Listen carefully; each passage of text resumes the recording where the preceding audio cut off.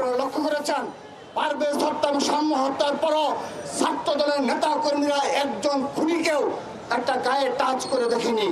আমরা মব জাস্টিসে বিশ্বাস করি না।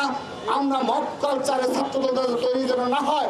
আমরা যদি কোনো ছাত্রলীগ কিংবা দোষীদের ধরতে পারি, আমরা সরাসরি পুলিশ প্রশাসনের নিকট তাকে সুপোর্ট করি। এটি ছাত্র দলের এই স্টাইলে চলছে।